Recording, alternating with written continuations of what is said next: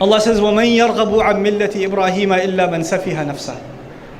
Who would turn away from the legacy, the nation of Ibrahim, except someone fooling himself? Who would turn away from that legacy except someone who is fooling himself?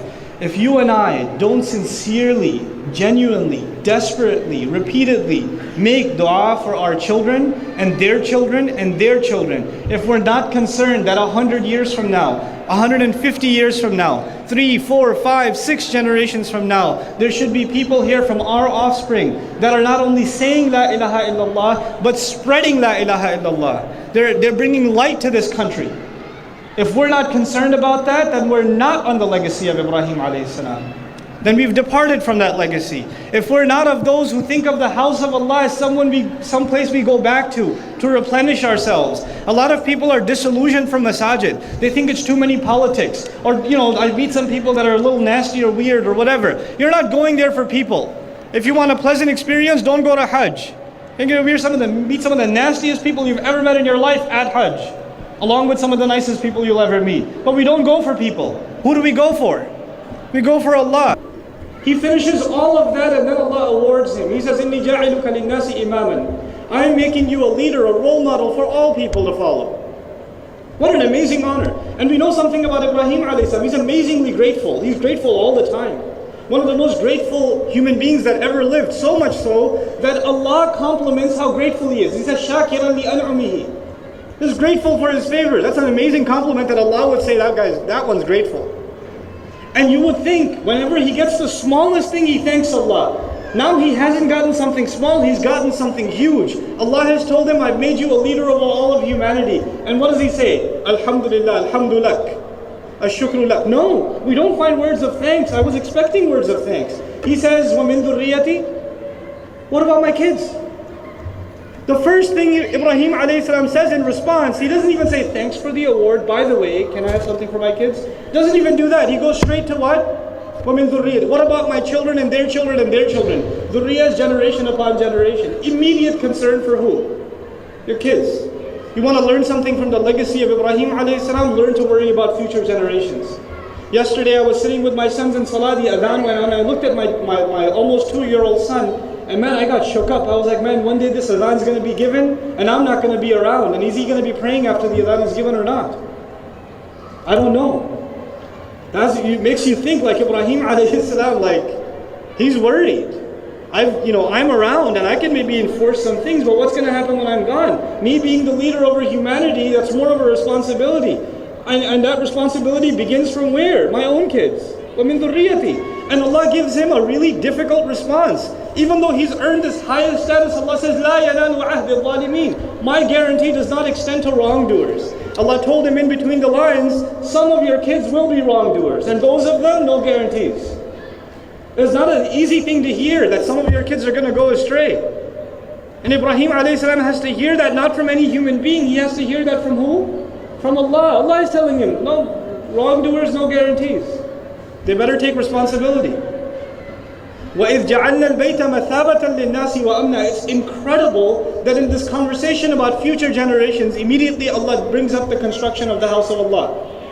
And He calls it mathaba. I won't go into word by word because I only have, 9 minutes now. Just mathaba. The word mathaba is used in Arabic for when camels come to the mouth of a well to drink. And it's used because the camel keeps coming back to it to nourish itself. It's where it survives. And Allah gives that description to the Kaaba because our souls are dying of thirst and we go there to be replenished. Those of you that have seen the Kaaba with your own eyes, that thirst is quenched when you look at it. And just like that camel who can't let go of the water, he stays at it, your eyes get stuck on it. That's what Allah did to that house. Right? That's the gift Allah gave to that house. But what's the connection between a concern with future generations and building this house? We're learning here a connection between preserving our future generations and giving them a relationship with the house of Allah. How many of us as families are taking our kids to the masjid? How many fathers take their sons to the masjid? Take the whole family. Their idea of having a good time is going from Maghrib to Isha on the weekends to the masjid every weekend. As a son is growing up, a part of his life is with the dad to go to Fajr and Isha. How many of us are doing that? It's a serious question to ask. If you're worried about your next generation, take it to the water. Take the thirsty camel to the water, right? So he's building this house and making dua to Allah. Now listen, Allah told him, my guarantee does not extend to the wrongdoers, right? He makes another dua. He says, رَبِّ اجْعَلْ هَذَا بَلَدًا آمِنًا وَارْزُقْ أَهْلَهُ مِنَ الثَّمَرَاتِ مَنْ آمَنَ مِنْهُمْ بِاللَّهِ وَالْيَوْمِ الْآخِرِ. Master, just make this a peaceful city. Which city is he talking about? Makkah. And he says, provide its people from all kinds of fruit. Provide them from all kinds of fruit. It's really interesting, two-part dua, right? Make it peaceful and provide them fruit. You can talk about it in modern terms, safety, security, and prosperity. Prosperity. So on the one hand, the city should be safe, and on the other hand, it should prosper. These are the two conditions of a healthy society, by the way, even now. You do a PhD in political science, you'll find the same thing. Your money needs to be safe, the bank needs to be safe, your house needs to be safe, your business needs to be safe, the streets need to be safe. If they're not safe, that's not a healthy society. And even if everything is safe, but you can't find a job, you have no way to put food on the table, that society is not functional either. You need both of these things. This is the genius of Ibrahim alayhi salam. He asks for safety and he asks for prosperity in just brief words. And then he says after asking for it, and by the way, at the end of Quran, Allah answers both of these du'as. At the end of Quran. You know how? Allah Azza wa Jal teaches us, لِإِلَافِ قُرَيْشِ إِلَافِهِمْ. What's the surah? رِحْلَةَ الشِّتَاءِ وَالصَّيْفِ. That's the surah about their economic prosperity. So Allah answered that dua of Ibrahim alayhi salam. Then Allah tells us, the army of elephants came and the city still remained what? Still remained safe. That part of dua of Ibrahim alayhi salam fulfilled also. He fulfilled it even till the life of the Prophet sallallahu alaihi wasallam. This dua. Anyhow, that's a tangent. So he makes this two-part dua, but then he puts a condition. He says, وَارْزُقْ أَهْلَهُ مِنَ الثَّمَرَاتِ مَنْ آمَنَ مِنْهُمْ بِاللَّهِ وَالْيَوْمِ الْآخِرِ. Only provide the ones who believe in Allah in the last day. What had Allah told him about his kids? Allah told him, some of your kids will be wrongdoers. And he says, okay. Some of my kids will be wrongdoers? You don't want me to talk about it? Oh, you want me to use that? Does that help? Okay. Some of my kids will be wrongdoers, so you know what? Only feed my believing kids. I would rather my wrongdoing kids die of starvation and not have more and more kids and generations that I will be answerable for. I would rather that. Just provide my believing kids. Can you do that much, Allah? He asks Allah this. Allah says, وَمَنْ كَفَرَ فَأُمَتِّعُهُ قَلِيلًا. The one who disbelieves, I'll provide him a little too. ثُمَّ أَضْطُرُّهُ إِلَىٰ عَذَابِ النَّارِ. Then I'll drag him to the punishment of fire. What a horrible place that is. Man, first time Ibrahim a.s. said, what about my kids? Allah said, wrongdoers, no guarantees. Second time he says, just feed my believing kids. And Allah says, no, even wrongdoing kids, I'm feeding them too. They're going to get food also. And then I'll take them to hell. This is a very tough answer. Ibrahim a.s. does not give up. Look at the genius and persistence of this man. He adjusts. He doesn't get disheartened from Allah. He's learning from Allah Azza wa Jalla. So, إِذْ يَرْفَعُ إِبْرَاهِيمُ الْقَوَاعِدَ مِنَ الْبَيْتِ وَإِسْمَاعِيلُ. Ibrahim a.s. is now raising the foundations of the house along with Ismail. So he's not alone now. He's with one of his children. He asked about all of his children, but at least right now he is with one of them building the house. And he says, he doesn't say Rabbi. He kept saying my master, my Lord. Now he says rabbana wtaqabbal minna. Our master, accept from us. This is ingenious. You know why? What is he doing? The ayah says he's building what? The Kaaba. Is that act accepted by Allah? Yes, it's sanctioned by Allah. He knows it's accepted. Now he doesn't say Rabbi taqabbal minni. My Lord, accept from me. What does he say? Our Lord, accept from us. If I don't have a guarantee about all of my kids, at least guarantee me this boy over here.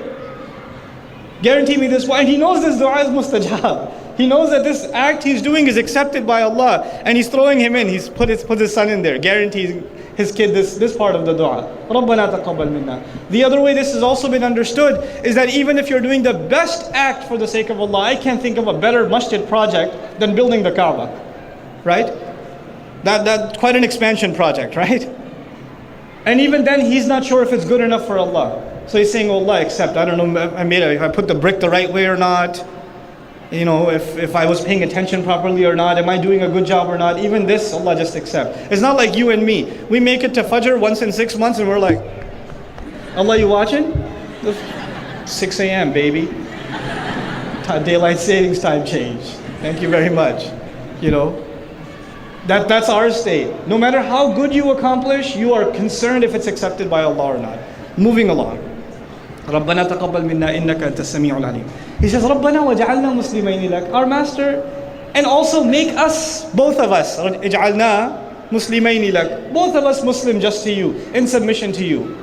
And okay, now he knows that all of my kids are not guaranteed. So he says, wamin zurriyyatee ummatan muslimatan lak. Out of our offspring, at least a Muslim ummah. From out of them, at least guarantee me one ummah, one nation that will remain in submission to you. And that nation, this house is built, but a lot of times when people build a house, they don't know what to do with it. They don't know what to do with it. وَأَرِنَا مَنَاسِكَنَا. Show us our rituals. Show us how to do justice to this house. Show us what to do. وَتُبْ عَلَيْنَا. And accept our tawbah. SubhanAllah, to this day we know what's one of the greatest fruits of doing Hajj and performing the rites of it with sincerity and in the sunnah of the Prophet ﷺ. What is one of the great benefits that comes out of that? Clean slate. Tawbah. وَتُبْ عَلَيْنَا. إِنَّكَ أَنْتَ التَّوَّابُ الرَّحِيمُ. SubhanAllah. This dua is accepted even in the sunnah of the Prophet ﷺ. Allah continued the response of that dua. And so now he's reached this point and he realizes something. There's only one good explanation why my children would go down the wrong path. I can do whatever I can to teach them, but what if their children don't have a teacher and my great-grandkids don't have a teacher? They will need a messenger. They will need a teacher. So he says, رَبَّنَا وَابْعَثْ فِيهِمْ رَسُولًا مِّنْهُمْ يَتْلُو عَلَيْهِمْ آيَاتِكَ وَيُزَكِّيهِمْ وَيُعَلِّمُهُمُ الْكِتَابَ وَالْحِكْمَةَ وَيُزَكِّيهِمْ إِنَّكَ أَنْتَ الْعَزِيزُ الْحَكِيمُ. Our Master, appoint from among them a messenger who should be from them. He'll read your book, he'll read your ayat onto them, he'll teach them the book, he'll teach them the wisdom, and he'll also purify them. This time, when he made this famous dua, you probably heard this dua before. When he made this dua, there is no rebuttal from Allah in the Quran. Allah does not respond. And what is silence? Acceptance. Allah accepts this dua. And He accepts this 3 places in the Quran. Allah regurgitates and reiterates the words of the Prophet Ibrahim alayhi salam in the perfected order. These are the words of Ibrahim alayhi salam. The other places in the Quran, Allah is saying these words. And He changes the order, not only answering the dua of Ibrahim, but actually perfecting and refining the dua of Ibrahim alayhi salam. And He says, يَتْلُو عَلَيْهِمْ آيَاتِهِ وَيُزَكِّيهِمْ وَيُعَلِّمُهُمُ الْكِتَابَ وَالْحِكْمَةَ. Like in Ali Imran, He does this, and He does it in Surah Al-Jumu'ah also. Right? He perfects the dua of Ibrahim alayhi salam. Allah says, وَمَنْ يَرْغَبُ عَنْ مِلَّةِ إِبْرَاهِيمَ إِلَّا مَنْ سَفِهَ نَفْسَهُ. Who would turn away from the legacy, the nation of Ibrahim, except someone fooling himself? Who would turn away from that legacy except someone who is fooling himself? If you and I don't sincerely, genuinely, desperately, repeatedly make dua for our children and their children and their children, if we're not concerned that 100 years from now, 150 years from now, 3, 4, 5, 6 generations from now, there should be people here from our offspring that are not only saying La ilaha illallah, but spreading La ilaha illallah. They're bringing light to this country. If we're not concerned about that, then we're not on the legacy of Ibrahim alayhi salam. Then we've departed from that legacy. If we're not of those who think of the house of Allah as some place we go back to replenish ourselves. A lot of people are disillusioned from masajid. They think it's too many politics. Or, I meet some people that are a little nasty or weird or whatever. You're not going there for people. If you want a pleasant experience, don't go to Hajj. You're going to meet some of the nastiest people you've ever met in your life at Hajj, along with some of the nicest people you'll ever meet. But we don't go for people. Who do we go for? We go for Allah. The same reason you'll go to the masajid, and the same reason you'll take your children to the masajid. So don't complain about what your masjid is like. Don't tell me, brother, I agree with your talk, but you don't know our masjid, mashallah, we have a lot of politics. Like, thank you, generic guy. All masjids have the same problems. It's all the same across the country. Don't whine about it. Stick to the legacy of Ibrahim alayhi salam.